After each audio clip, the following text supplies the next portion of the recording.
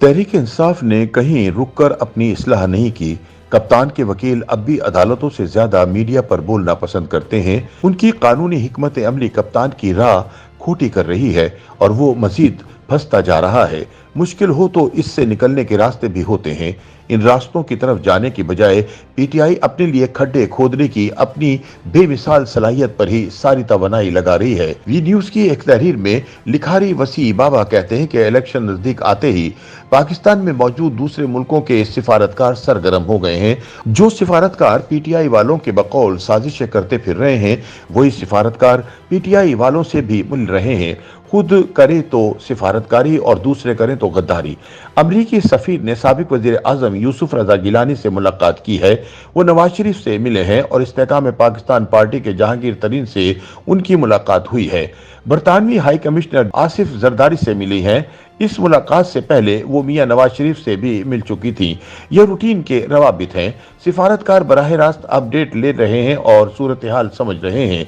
वो आइंदा फैसलों और इकदामात का अंदाजा लगा रहे हैं। पीटीआई ने इन बढ़ती हुई मुलाकातों को साजिश से जोड़ दिया, यानी सफीर साहब गाड़ी में ब्रीफ केस छुपा कर ले गए हैं। आसिफ अली जरदारी ने पहले से बंदे बिठाए हुए थे नोट गिनने के लिए। जैसे ही गिनती पूरी हुई तो जरदारी ने कहा, आज से ये मुल्क आपका हुआ। नवाज शरीफ को तो पैसे देने की भी जहमत नहीं की होगी किसी ने। इन्हें तो बस यही कहा होगा कि दौड़कर तो फिर आपको लंदन ही आना है। ये सुनकर ही मियां साहब पहले शर्मा और फिर घबरा गए होंगे। आपस की बात है, फवाद चौधरी एक सिफारती तकरीब में ही कप्तान के हक में अंधाधुन बोलने पर दोबारा झुके हुए हैं। इंसानी हुकूक, जमहूरियत, मुकदमात, कैद, इंटरव्यूज वगैरह के हवाले दे देकर जज्बाती खिताब कर रहे थे, जो हवलदार बशीर ने कान लंबा करके सुन लिया। सिफारतकार टस से मस नहीं हुए, मगर चौधरी साहब चुके गए।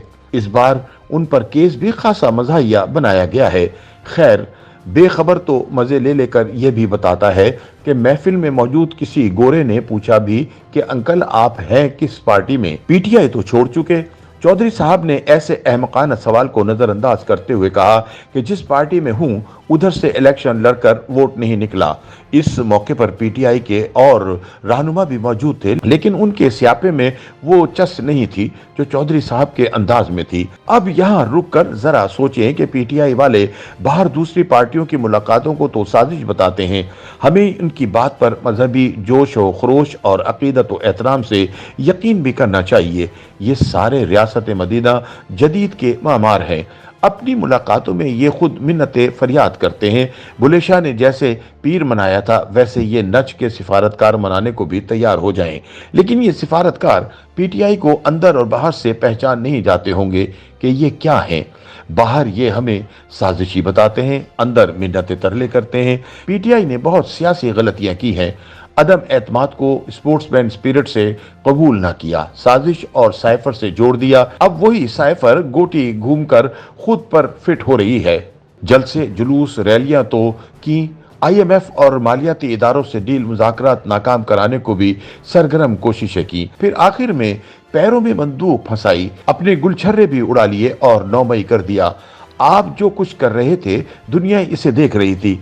आपके हवाले से तज्जिए, अंदाजे और जायजे लिए जा रहे थे।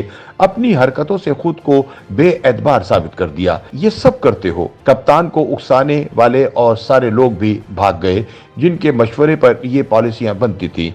इन जालिमों की जबानें सीधी और इनके कानों के साथ फिट थीं। कुछ सुना और वही तबाही बोलने लगे। जब रियासती डंडा चला तो दौड़ने में मिनट नहीं लगाया। ये सब करते पार्टी और अपने लीडर दोनों को वहां पहुंचा दिया जहां से बाहर निकलने का रास्ता मौजूद भी है तो जल्दी मिलता दिखाई नहीं देता।